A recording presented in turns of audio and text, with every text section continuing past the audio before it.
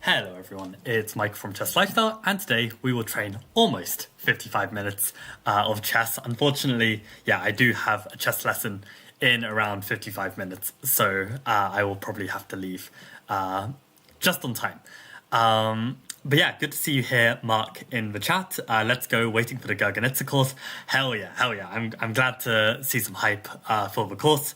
I'm super hyped about it as well. I mean, this really was my passion project for the first half of this year, and finally we're getting close to that finish line, although probably it is going to be June when it does get released. So I haven't started any countdowns just yet because basically I don't know when the exact release date will be, but exciting times nevertheless.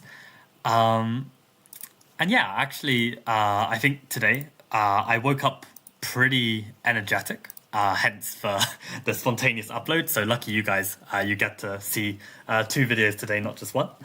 But I think I'm just quite exhausted, to be honest. And I would definitely not in a million years do some tactics right now, but it is a Wednesday, and I mean, I have to do it. So let's get into it. So we're continuing with these intermediate exercises, and let's just keep grinding. So black to play. Lynch against Lasker. Okay, let's go. So 2 rooks, knight, 5 pawns. 2 rooks, knight, 6 pawns. Immediately I see this idea to play like rook takes, and knight takes f4, but I should calculate a bit more. There's even the checkmate threat of the back rank. See, this is why it's very important you evaluate the position, otherwise you don't even pick up on the fact that this king is potentially weak. But that looks very good then. I mean, how do they defend against both? Probably they have to play a move like rook e1.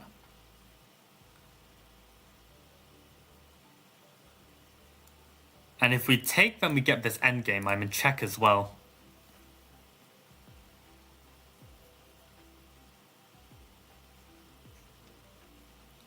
Yeah, that needs to be evaluated. So what is going on? 1, 2, 3, 4, 6, 1, 2, 3, 4, 5. Okay, so we're a pawn down. We have some tension on the knight. We have some tension on the pawn. The king is potentially weak if we can cover g2. Our king is potentially exposed on this rook. So okay, candidate moves. Well, what's our plan? Our plan is to exploit this position somehow. At the very least, we can just win back our pawn. So we want to find something better than just winning back our pawn. So what candidates do we have? We've got rook check, always consider checks, and we've got capture. We've also got knight takes f4. So okay, let's look at the check. If we check, they're practically forced to play this move.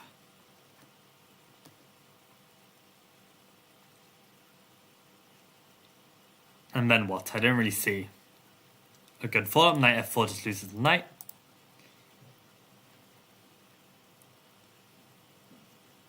I mean, we could try bring the other rook in, but it just feels a bit too slow.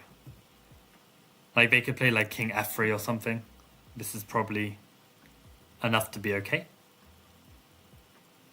So, okay, let's look at this capture again. Rook takes knight. If they don't take back, then they're just down a knight.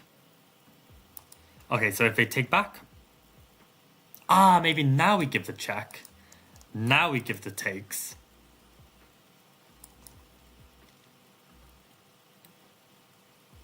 Maybe now we take this rook and we get this endgame where we check him and pick up this pawn. So in that position, we actually have the endgame of pawn up. So that's a slightly improved version, right? Giving this check first, takes, they have to come king f3, and we take here. And then we give this check again, but no, we don't win the pawn because they block.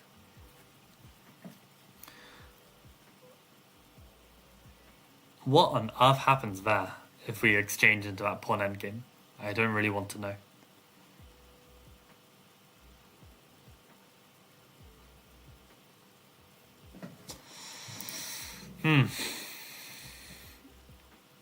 I'd probably favor black, but it's not clear. So okay. We should consider our candidate moves within the variation, right? So rook takes knight, rook takes. So we've got the check, we've also got knight takes f4.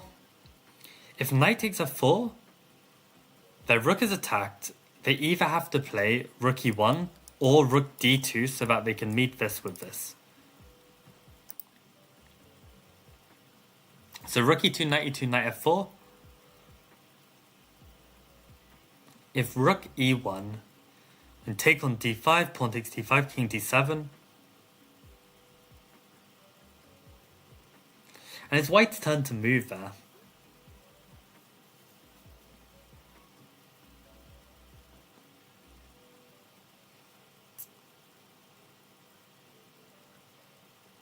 And how does this go if they play rook here? I guess we still take this rook, and at least this time they have the chance to take with the rook as well if they want to. God, I don't know. I really don't know. And this is all supposed to be better than just taking the pawn. I mean, taking the pawn also just looks so good. I mean, we get behind this pawn. Probably they should play something like knight c3.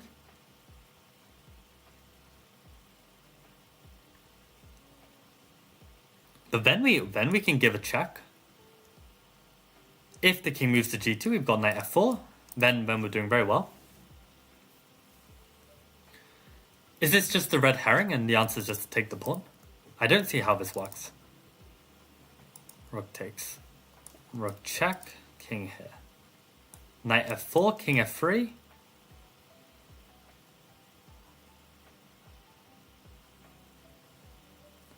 Knight e2, king e2, rook b2, rook d2, rook takes, king takes. We have an equal number of pawns, but our isolated pawns are not so good. King d7, king e3, king c6, king f5.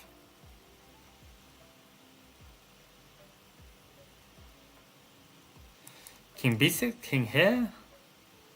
Can we play like c5 or something? And make them go away. So hold on a sec. In that position where we trade, our king's on d7, their king is on d2.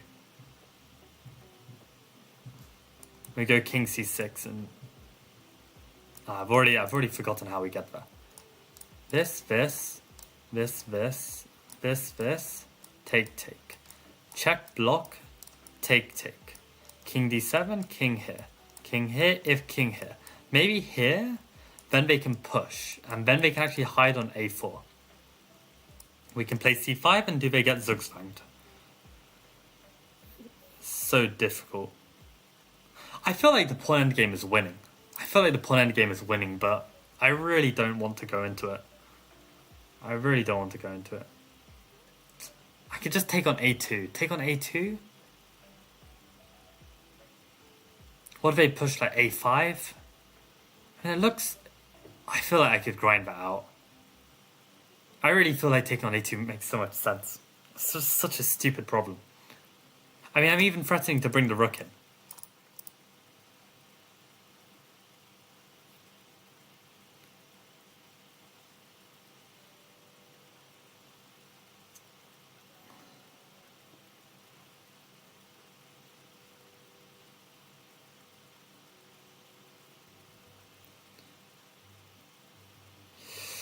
Oh, I don't know. I think I'm gonna take this damn pawn. It's gonna be wrong. Oh, alternative. Really? So okay, I guess then this is the only other move. And then yeah, I didn't see how this was working after rook e1.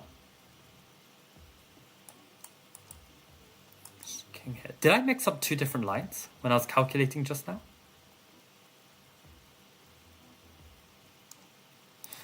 Which one is better here? Is to give the check better or to take on f4? If I take on f4 and they come here,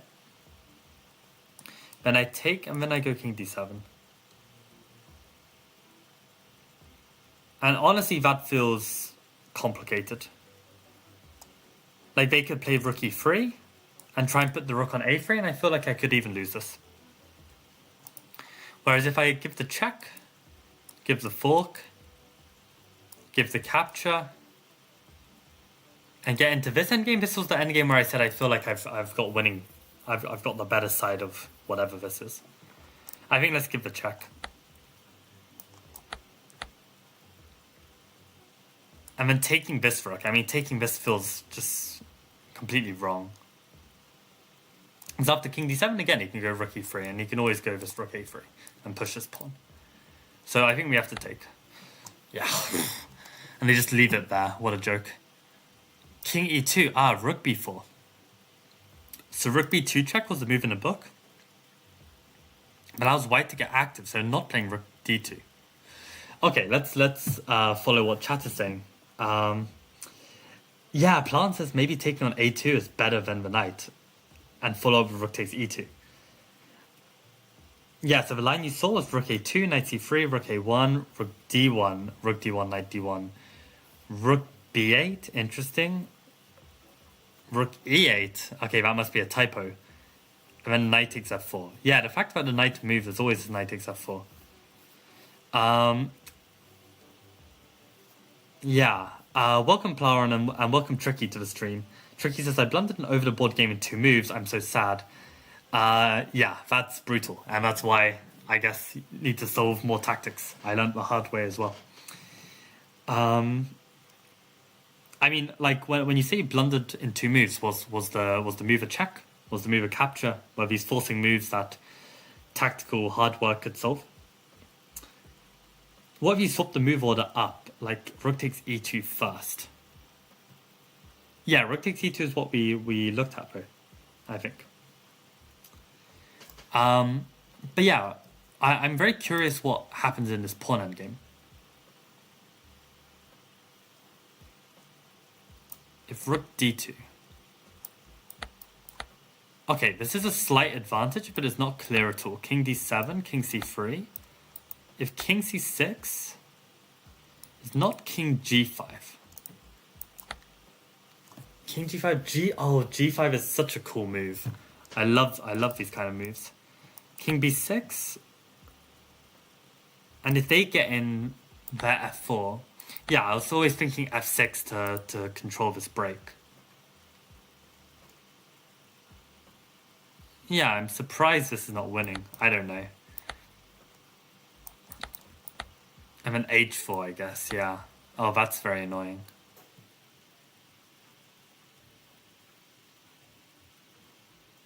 And somehow there's no Zugzwang here? a5, c6, yeah. King a4? If king a4, then there's c5, and then I almost Zugzwang them. God, I don't know. d5 here, yeah, that makes sense. But apparently a3?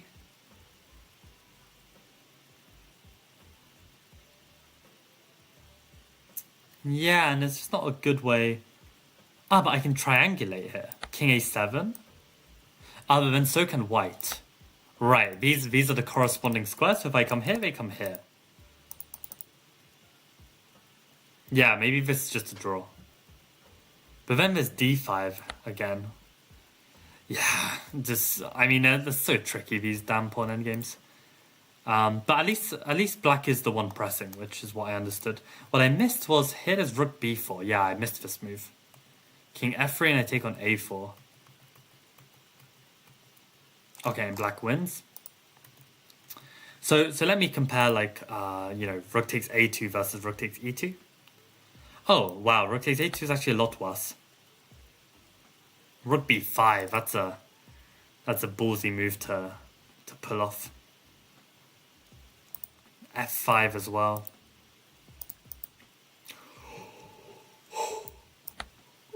If knight c3 is just really bad. Yeah, and then we get this line from Plauen. I was looking at king g2 and saying this was really bad, which it is. I think rook d1 was Plauen's line, but Yeah. Then Plan said like rook b8. Maybe they meant like rook b1 here. Rook b1, rook e1. Right. That's what you meant. Yeah, rook b1, rook e1, and then knight takes f4. Nice job, Plan.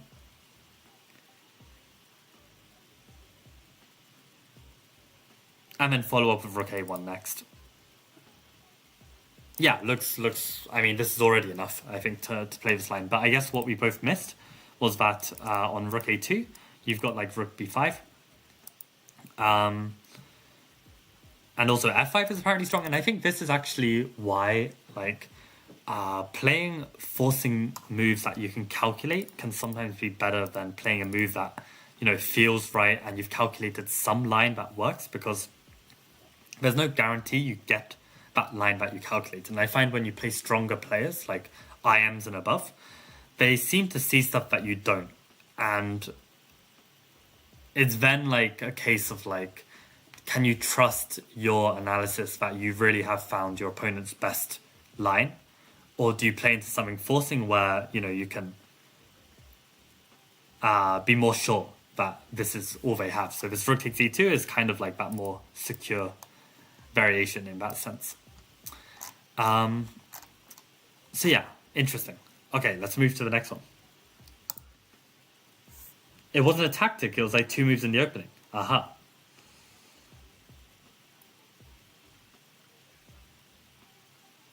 Knight c3, f5, e4, knight f6.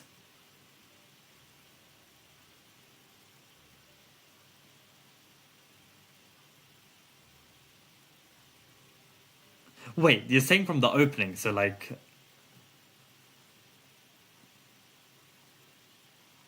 Wait, it's not 1 knight c3, 1 f5, 2 e4, 2 knight f6. Is it tricky? Because what on earth are you doing?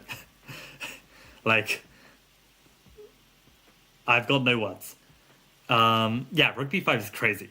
Clown, I agree. Arjun asks, what do you think about Alexander Morozovich? Yo, I love Morozovich. I mean, there was a phase where I really wanted to learn the Shigorin and get super good at that. And to be honest, I think it's a really cool opening to play, and it's extremely sharp. And if you know your stuff, you'll be able to play at a super high level. The thing is that I didn't like about playing Shigorin is that you don't always get that sharp stuff. Like if White played ambitiously against Shigorin in every game, then I would play it for sure. But I don't like when White kind of plays very dull stuff, and then the knight is kind of on c6, which is good for some players, but just not good for me personally.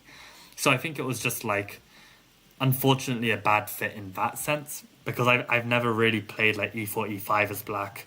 So I'm not used to really having my knight on c6. But yeah, no. I mean, Morozovich basically made the Shigorin a serious weapon. Did he have a cross 2800? I don't think he did, but maybe he did. He was definitely like world number 2 at one point. Yeah, really cool player. I like him. Aha, you went through the same Shigorin learning and discarding process. What was your reason for discarding? And tricky, yeah, why on earth did you play 2 knight f6 there? Like, come on. I mean, even 1 f5 is a bit, like, interesting. But yeah, let's try and solve this. So...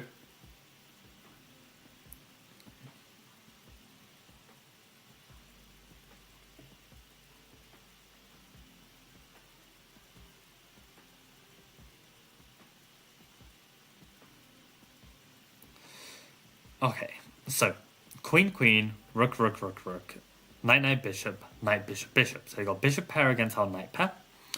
We've got 1, 2, 3 against 4 pawns. So a pawn down, and they've got bishop pair. Their rook is potentially hanging, although there is this pin. This knight has some pressure.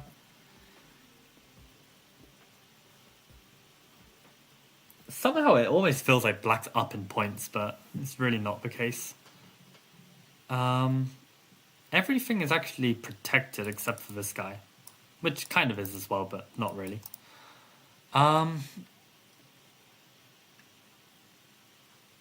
Yeah, so, okay, what plan are we going for? I mean, are we even in trouble here? Like, what's going on with the kings? Their king seems pretty secure.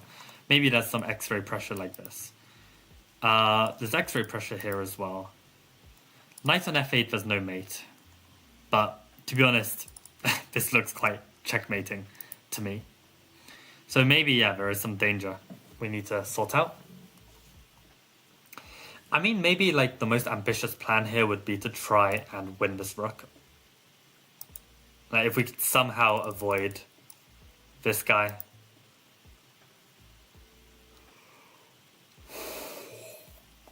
Ah, so that suddenly makes me think like knight e5, pawn e5, and like try and get rid of it this way.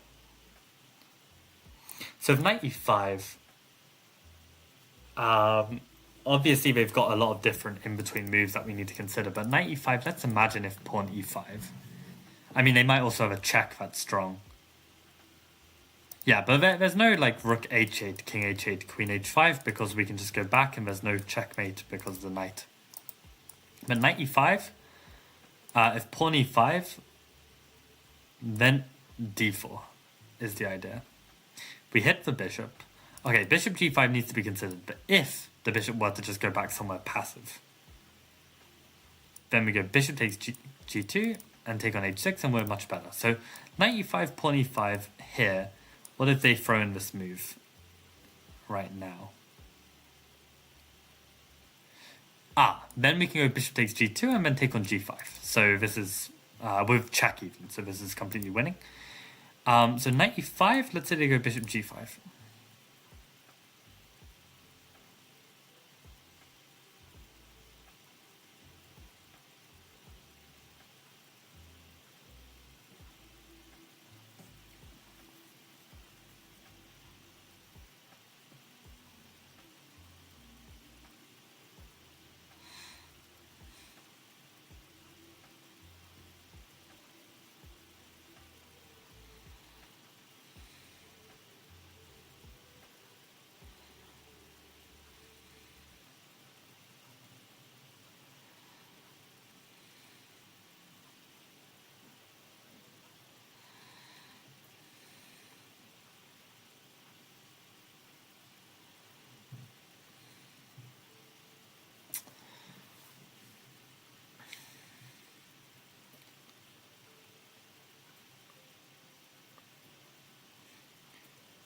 Knight e5, bishop g5. This is the final thing we need to solve.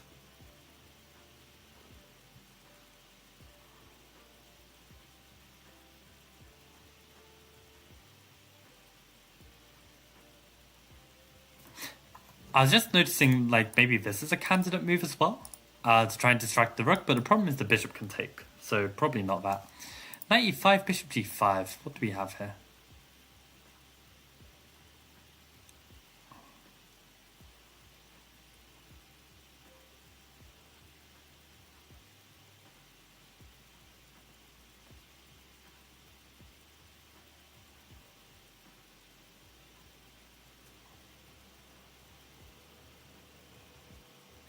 I guess ultimately we can just move the queen to somewhere safe, right? Because if we move the queen and then they take the pawn, we can still play d4.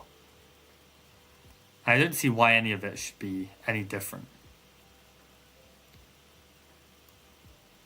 Oh, but we're not getting a tempo on the bishop. But hold on a sec. We're also, after knight e5 bishop here and we move the queen somewhere safe, they can't just take back because then we can take here probably. So I think knight e5, there must be a good safe square for this queen. Maybe just queen d7 is enough to be winning. Feels like it should be enough. So let's play it. Yeah, we didn't consider many candidate moves, but I mean this was really the only idea that contributed towards trying to win this rook. d5, d4, yeah. And let's check this bishop g5. I mean, this is the problem with a lot of these like tactics books. Like I feel like often they don't actually show reasonable tries, and I mean this is actually very reasonable. Like, what is this? Bishop g5 is better? Is this just like a mistake in Woodpecker? Yeah, Queen D7 was the move I suggested. And Stockfish 14 has absolutely no idea what's going on here. Knight D2 with advantage, apparently. And apparently we can't take this. I mean, this is what I mean about like the lazy writing, which I felt in the Woodpecker. Like, it's a great concept, but there is just a lot of lazy writing. Pawn takes rook. I guess the problem is maybe this bishop f6. That feels quite deadly. Bishop f6? Oh, bishop f6 not, but bishop h6 is. And why can't I just go king h8? Oh, queen h5, yeah, that makes sense.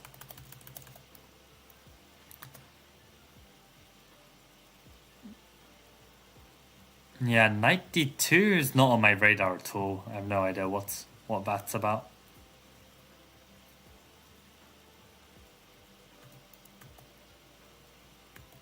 Well, okay, that's pretty good. That we actually found a move that is apparently Stockfish #1 move. And we kind of, talked ourselves into playing it. But I wonder if I would play this in a real game. I guess we have to, actually. Like, looking at the engine, like, there's actually no other good move here. And this is what I was saying, right? Queen h5 is just such a big threat. So I guess we have to try this. Interesting. What are people saying? Knight takes e5 looks strong? Yeah. Have you heard of the chess player Vladimir Hort? He died today. Yeah, I have heard of him.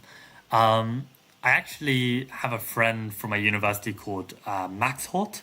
I have no idea if he's related. They're both German, so I don't know. But yeah, no. Heard he's quite a famous player, but I have never really studied his games or anything. Welcome, Gloin, to the stream. How's it going? I'm pretty tired, but yeah, we're trying to grind out some exercises anyway, just to keep sharp. So, get a little prompt saying white can convert its positional advantage into a material advantage. So what's going on? We've got equal points, although we've got a 3v2 and a 4v3 on the other side. We've got these bishops kind of lining up at their king.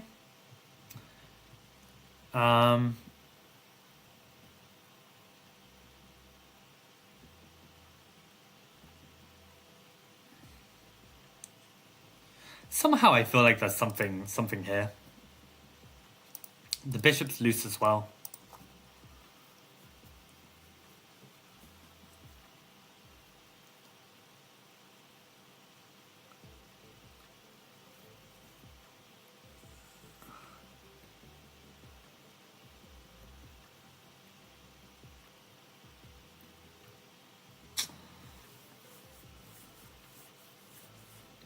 But how to finesse all of this? I mean, I hate these positions.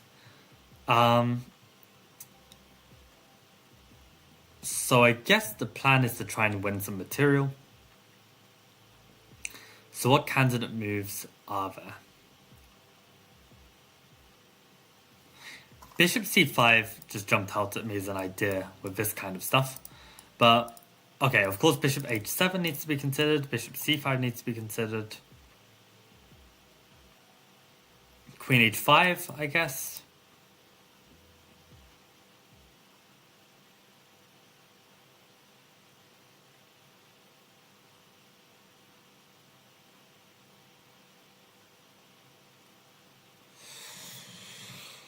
Oh, man.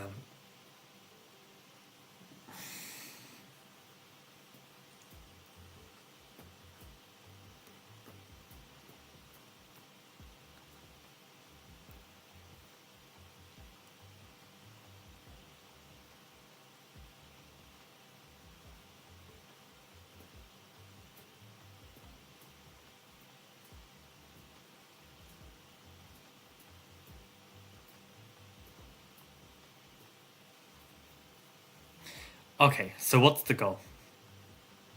We've already discussed that. Let's start calculating. See, that's the level of procrastination to calculation that my mind goes through.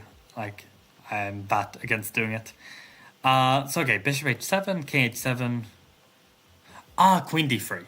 I didn't see that at first. Queen d3. Check the king. Pick up the knight. Win a pawn. Get the rook on the 7th. They get bishop pair in an open position, but probably it's worth it. Right? I mean, you get the rook down to d7. They play bishop c6. Probably then I just have to drop back. But I think it's worth a pawn. I can play with b3. I think it's worth the pawn. Yeah. Anything else to consider here? Probably not. I mean, it has to be that.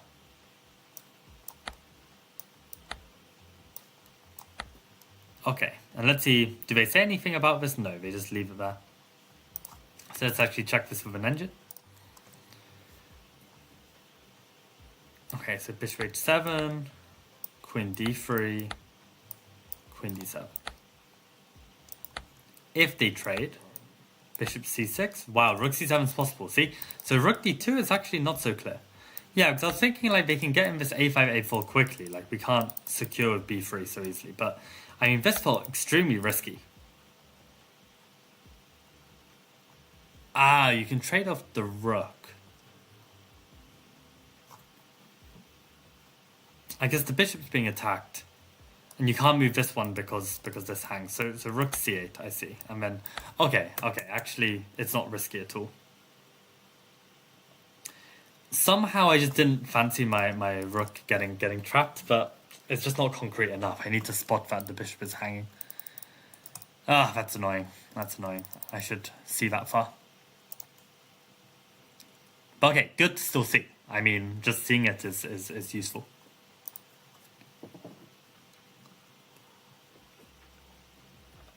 Welcome Bob B to the stream. What do you think of Woodpecker Method 2? I haven't got it. I actually haven't delved into it at all. Generally, when I want to train some positional exercises, there's a really good website called Chess Neurons. And if you check the description, probably not of this video, but any of my regular uploads, I have a link to the website. And they're pretty good positional exercises to drill. And you get new ones every day. But I think like the Woodpecker method as a concept should still work with positional exercises. Like it makes sense to me.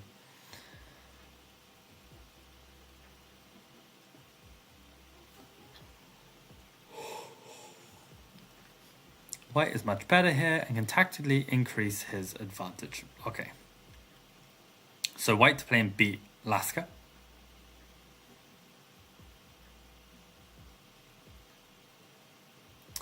Okay, so it's queen, queen, rook, rook, rook, rook, knight against knight, bishop, bishop, knight against bishop. So they have the bishop pair. 1, 2, 3, 6, 6. Okay, we have an isolated d pawn. Their king is a bit exposed on g7. They're underdeveloped. Their bishop is not developed, nor their queen. We're fully developed except for the rook on a1, maybe the rook on f1. They've got these dark square weaknesses because their bishop is over here. So like queen c3 could just be an annoying move to deal with.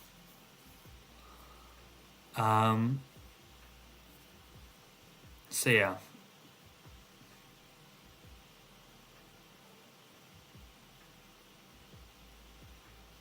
I mean, actually, just for fun, queen c3, f6, knight takes. If the rook takes, then maybe we've got bishop takes. I don't know what's happening there. Either they take or they go king f7. But if they go king f7, then we just go knight g5 and we win. So they'd have to take. And then we take the rook. Somehow it looks very convincing. The king is extremely weak. What if they play like king h7, then we get the knight in? And then we get mate. So how do they even defend anything? Let's say they play like queen g8.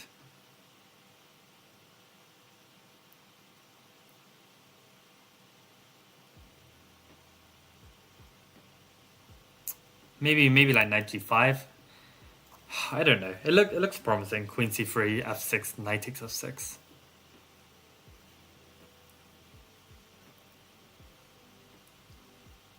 Because if queen c3 and they go like king g8 or king h7, we've got knight f6 check, and then we've got a discovered check, which at the very least wins an exchange. Knight takes.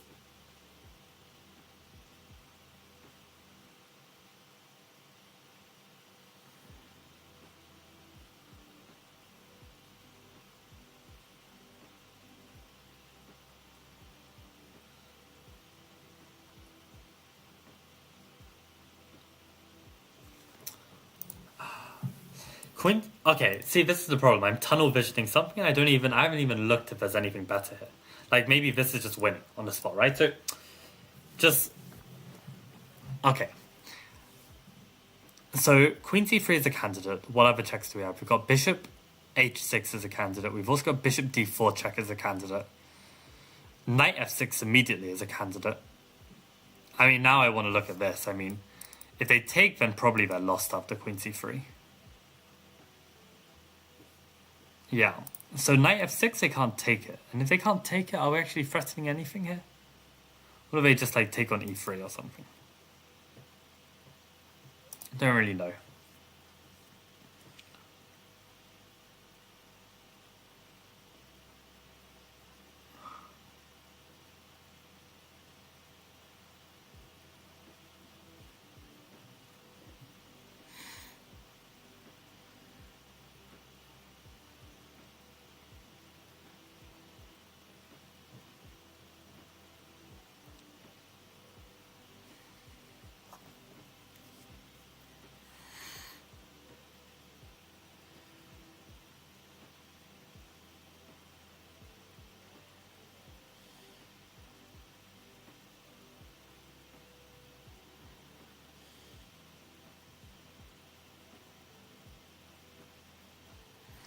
Oh, I don't know. Bishop h6, king takes h6.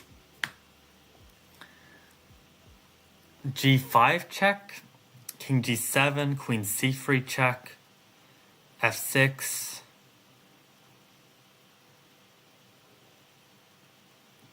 Pawn takes f6 looks very promising. Bishop h6 looks very promising. Bishop h6, king h6, g5 check.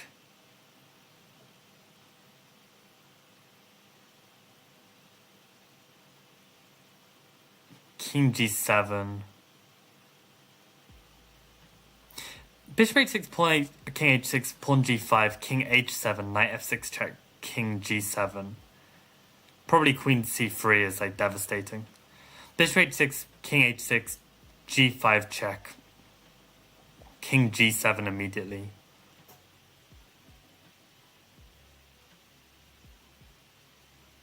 Queen c3 check, f6 forced. Then we go knight, pawn takes f6, and I think if the king moves, we can at the very least take on e7. We regain our piece. So I think bishop h6 is just winning. They can't move because we win the rook. Bishop h6, king h6, g5. There's no king h5 because knight f6 is checkmate. King g7, queen c3.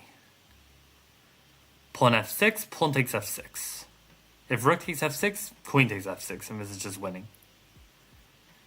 Yeah, I think this is just winning. See, this is why you shouldn't just tunnel vision something. Oh my god, I'm gonna kill myself. Oh, that's actually so tilting. I miscalculated something here with bishop h6.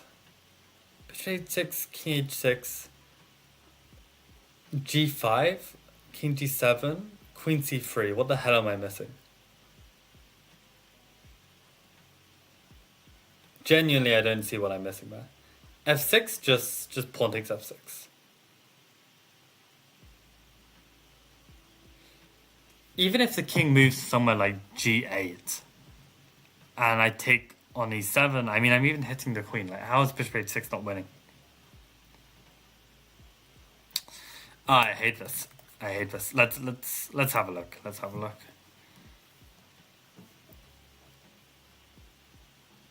Oh, man. Knight f6, then queen c3. is that it? And then Plan says it doesn't work. Bishop takes h6 says wins, I think, from Tricky. You're very smart, says Olivier. Thank you, I guess.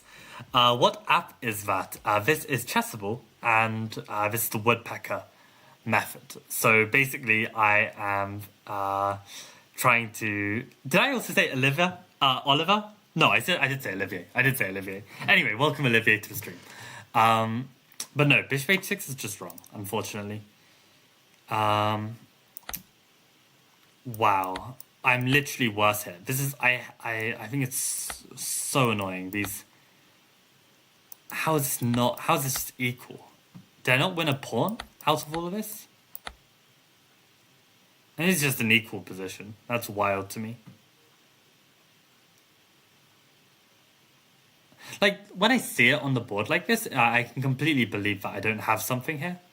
But, like, in the moment, like, it feels like I've just completely destroyed this kingside and my knights are coming in. It feels like I've got something. It's really frustrating. Queen c3 was what I was tunnel visioning. I saw this f6 and I was looking at this. I mean, I was like, bishop takes h6 here. Yeah, this, but the thing is, this is the problem as well. I also saw this, and I was like, this feels winning, but I wasn't sure. Yeah, it's just, I don't know. I missed queen g8, there's just queen takes e7. I missed that. But yeah, I guess even if I don't play it, and I just play like some random move like this, I mean, apparently I've just got long-lasting pressure. They just play a nothing move. What's my play? Rook e1. It's just slow build up and checkmate. That's annoying. It's really annoying.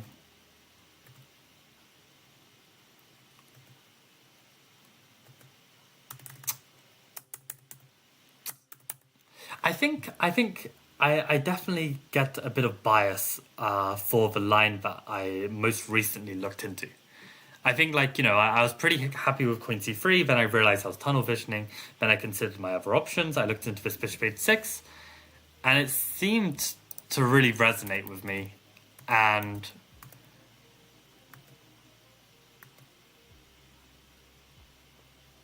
I think I just thought that, like, regaining my material from what I sacrificed while having completely destroyed the black king has to be good enough, but it's just not. Like, this position is just not winning. So I think maybe that's a lesson then where I need to just always evaluate the final position as opposed to just assuming it's winning because I've kind of achieved what I set out to achieve. Yeah, this is just not winning. And the line that I was looking at was this position. But again, I find it really difficult to... Okay, the knight is bloody hanging, but I don't know. I find it difficult to see the difference between this position and this position. I mean, when I see it like this, then I see it, but it's like from afar. Maybe it's just improving a visualization then, so I can see this more clearly. Because, yeah, it does feel like I'm quite far away, whereas this actually feels very bad. The thing is, like, in this position as well, I have more security that... yeah, I have more security that I've regained my material. Whereas this one, I don't think I have regained my material.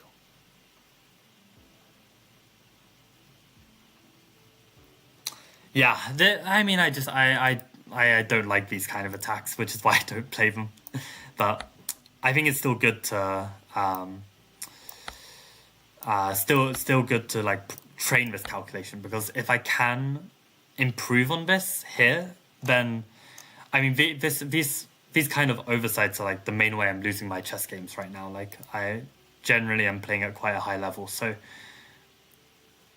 I don't know. Something to keep working on, I think. Okay, this is the kind of calculation that I do really need to get right, though, because this isn't involving an attack on the king.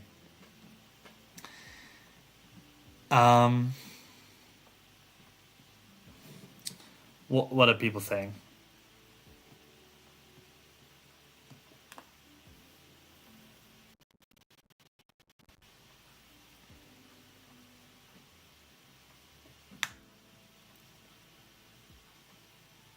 Yeah, I felt like the queen c3 was winning, but when you mentioned bishop to h6, I couldn't refute it either. Yeah. Yeah, exactly. It's tough to evaluate in your mind. Yeah. Okay, people are writing answers here, maybe. So let me try and solve this first. So, okay, we've got opposite color bishops. We've got this passed pawn on e7. That's one square away from queening. We've got 4 pawns. They've only got 3 pawns.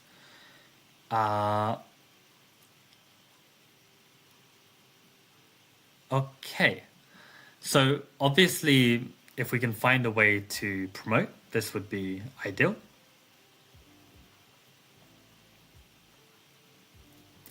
So what candidate moves do we have? We've got king e1, maybe king e2, a6,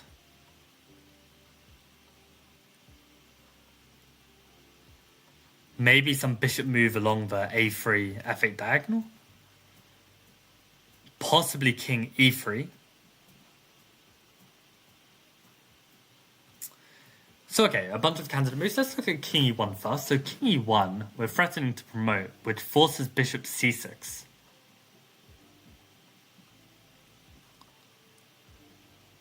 In which...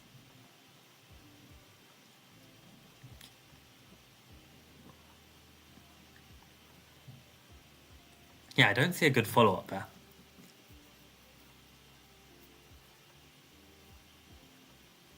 You know, like, struggling on exercises like this, it does make me consider, like, maybe I should just play for the kingside attack, because at least people suck at defending. And and then even if I suck at attacking, like, I can still win these games, you know? So I'd be so tilted if I had a win in a position like this, which I've built up, and then I miss it, you know? It's so awful. Okay, king... what about king d7 then? King d7 also threatens to promote. Again, they have to play bishop c6. Maybe now I play king d8. Maybe black's in Zugzwang there. So if king d7, bishop c6, king d8, what if they just drop back bishop b5?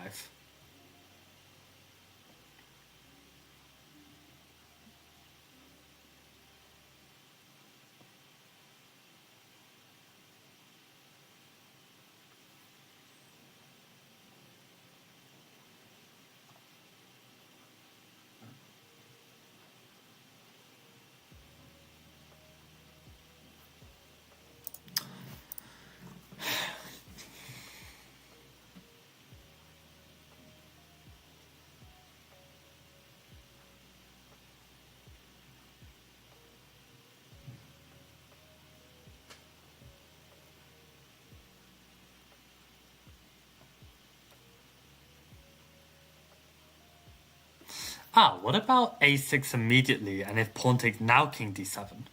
Because then there's no bishop c6. Could that just be it? a6, if they don't take me, then I'm either taking or pushing. That has to be winning. So a6, pawn takes king d7. If bishop f5, then I go king d8. And I think I get the queen. Just make sure there's no, like, stalemate tricks.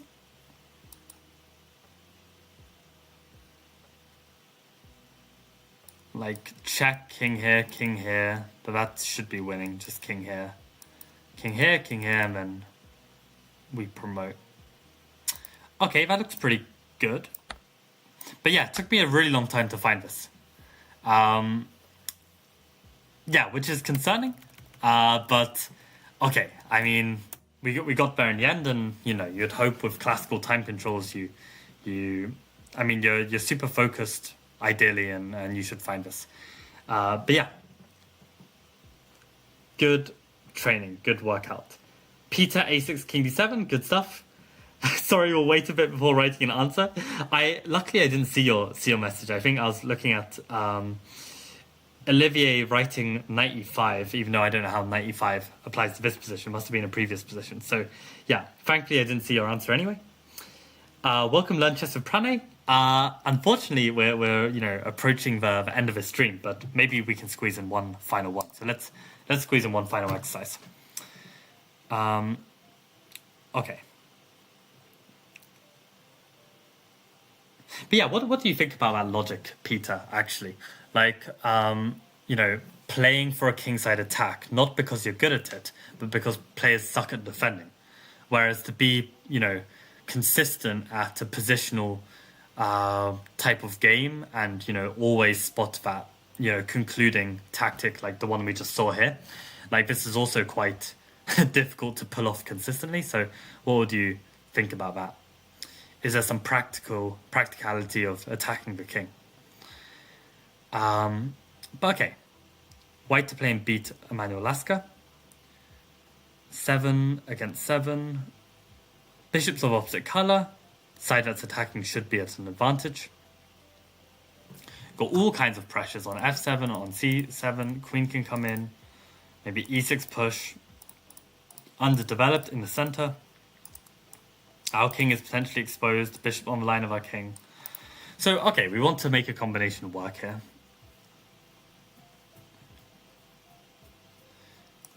Maybe queen h5. Maybe bishop f7, maybe knight c7, knight here. This bishop is loose as well.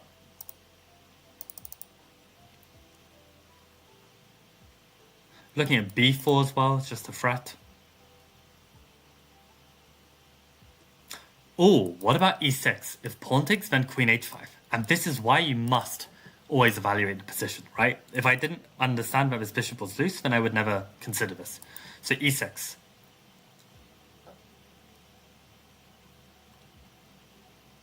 If pawn takes queen here, if they don't take, then I'm just winning. So it must be this. Let's just double check like any other moves they can play here. I don't think so. What about checks? No checks on us. Okay, we can play it. We can play it. Nice. Yeah, so loose pieces drop off. Actually, this is a very nice one. You know what? I'll save this one because, sometimes I like to give these lessons on hanging pieces and stuff. This is a very nice example of this bishop getting punished. And let me quickly check chat, but I think I will have to end the stream very soon, unfortunately, Pranay. But B, e6, queen h5, fantastic. Peter says, I've never really been an attacking player, find it easier to play endgame positions. Interesting.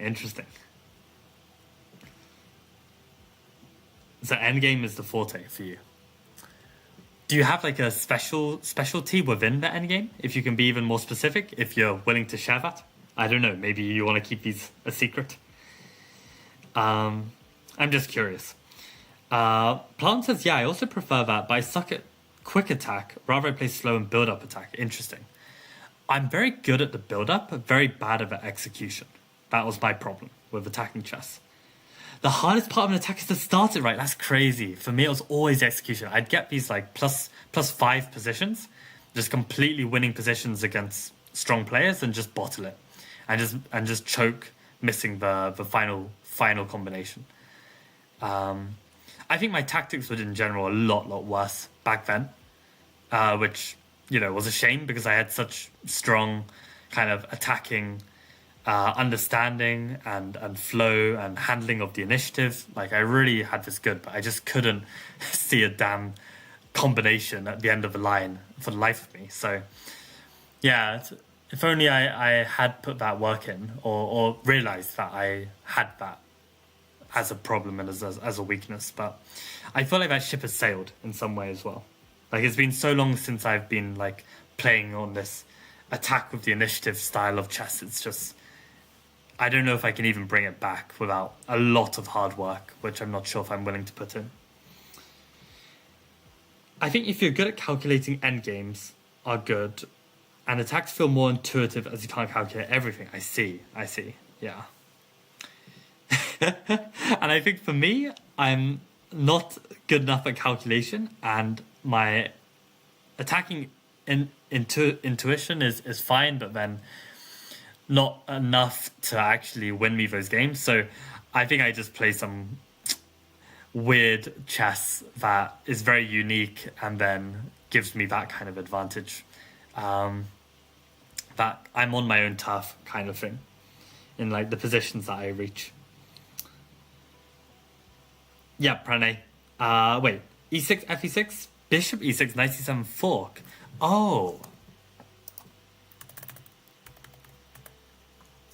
Bishop e6 and knight c7 fork. That's a really good point. I mean, I think the point is that they don't need to take the bishop, but I'm sure this is a strong move as well. Oh, you lose the knight. I didn't see you lose the knight. My bad. Peter says, I don't think I have a particular endgame strength. Maybe I do and just don't know. Interesting. And I wonder if you knew that, whether you could use that to your advantage. But on that note, guys, I've got to go teach a chess lesson. So we'll call it a day. And we did get in our 55 minutes today. So I am happy with this work. And thanks for tuning in, as always. And see you guys on Friday for another stream. Adios.